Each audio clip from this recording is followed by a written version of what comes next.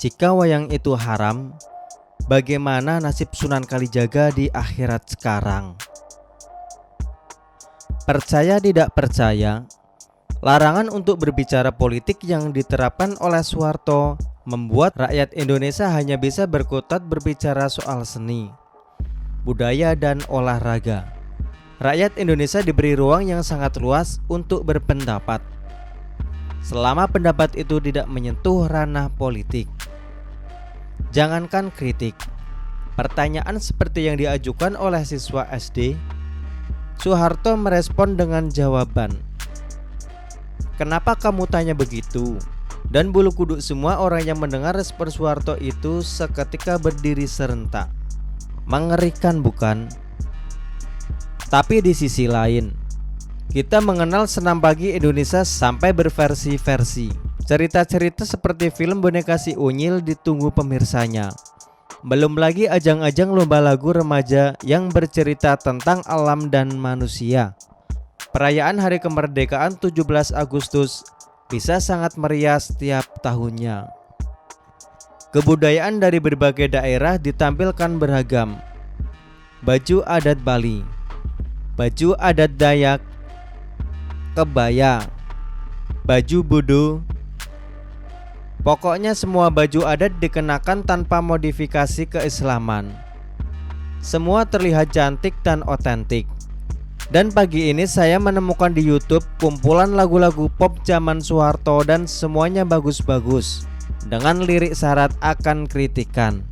Saya ambil contoh lagu Denny Sumbardjo yang berjudul Apatis, atau lagu Deddy Stansyah yang berjudul Masa di Depan di Tanganmu. Saking ketatnya pengawasan rezim Orba pada kata-kata yang berbau sindiran politik, para seniman mengarang lagu dengan keahlian literasi tingkat dewa. Coba tengok lirik lagu Masa Depan di Tanganmu.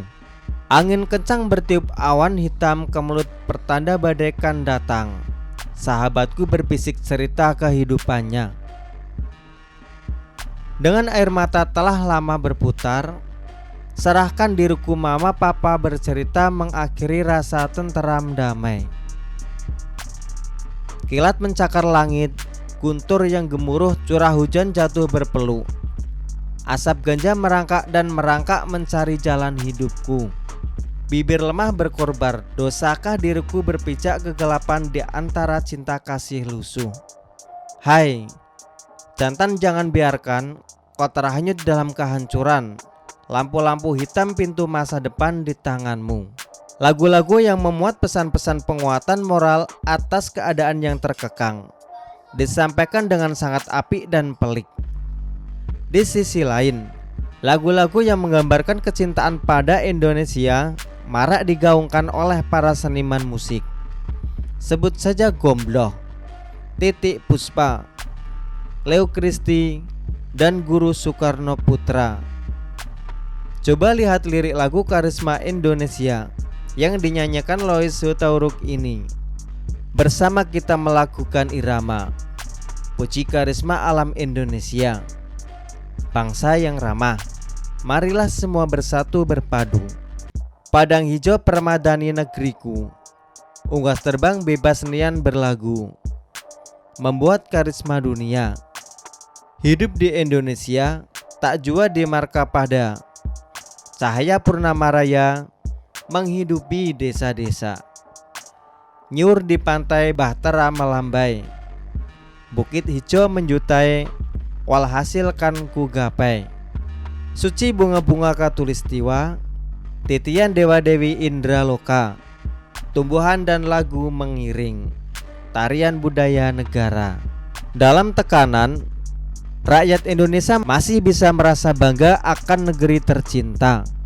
Dan kalau kita mau jujur, pendobrak kebebasan berpendapat itu bukan dimulai sejak masa reformasi, tapi dimulai sejak konser musik akbarnya grup musik Suami yang digawangi oleh Iwan Fals, Sawung Jabu, Nanil C. Yakin, Nano, Ini Si Sri, Coki Suryo Prayogo, Toto Tewel, dan disponsori penuh oleh pengusaha Setiawan Jodi.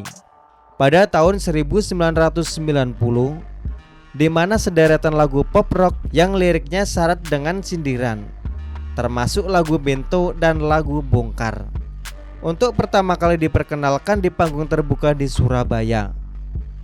Keberanian kelompok pemuda gondrong ini bagaikan halilintar yang menyambar.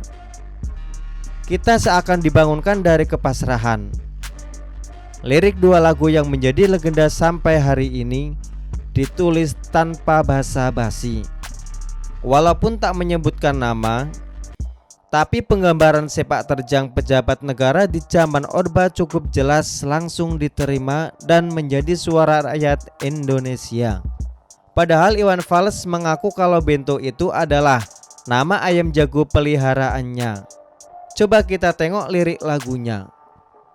Namaku Bento, rumah Leresti, mobilku banyak, harta berlimpah.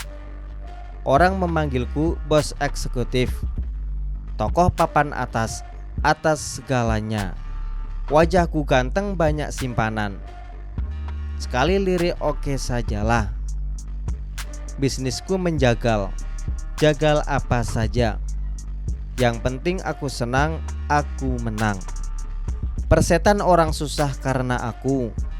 Yang penting asik. Sekali lagi asik. Khotbah soal moral, omong keadilan. Sarapan pagiku. Aksi tipu-tipu, lobbying dan upeti. Wow, jagonya maling kelas teri, bandit kelas curu. Itu kantong sampah. Siapa yang mau berguru datang padaku. Sebut 3 kali namaku. Bento, Bento, Bento. Asik. Bayangkan, tahun 1990, grup musik Suami berani menyindir Tommy Soeharto. Dan semua personel band Suami sampai sekarang selamat, tak ada yang hilang atau mati mencurigakan. Dan kalau kemudian pada tahun 1998